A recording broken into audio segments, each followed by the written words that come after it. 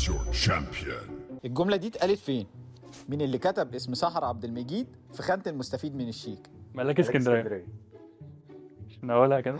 انت كده داخل معايا تحدي صعب. عايز تبقى محترم؟ الفلوس هي اللي هتخليك محترم. تيتو. اصل الكاكا شحة في كفر الشيخ فقلت اجي اخد من هنا. كريم عبد العزيز. حطت مصر. انا بكمل لك طب ريح بقى شويه. الحياة مقرفة جدا، والغريب انك لو رفضتها عشان مقرفة هتبقى مقرفة اكتر. يعني ممكن الناس تقول في الكومنتات مثلا. مش عايز امشي عشان هبقى لوحدي، وانا طول الوقت لوحدي. اسف على ازعاج احمد حلمي، اديني في الكئيب. بتعيط ليه دلوقتي؟ ما انت اللي استفزتني، كان زمانك عايش وبتضرب معايا. احمد حلمي برضو كده كده رضا.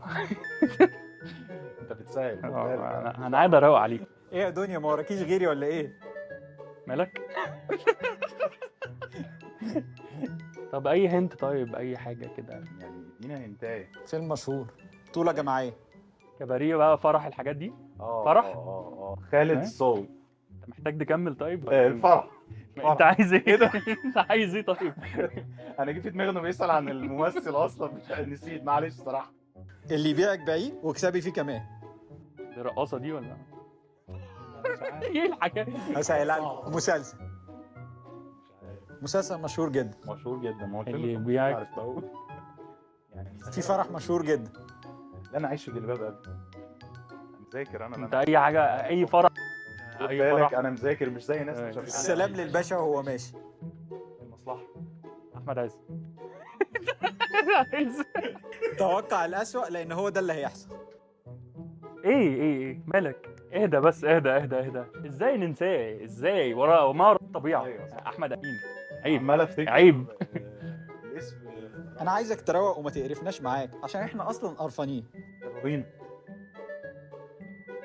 يا عم ده بوب مارلي، أنا كان أقصى طموحي حشش مع بهاء سلطان. استنى حبيبي. طب انا اتكلمت، انا بفكر بعمل كده.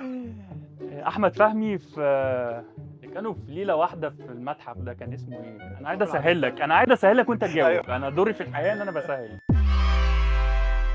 حبيبي يا محمود اخويا. حبيبي.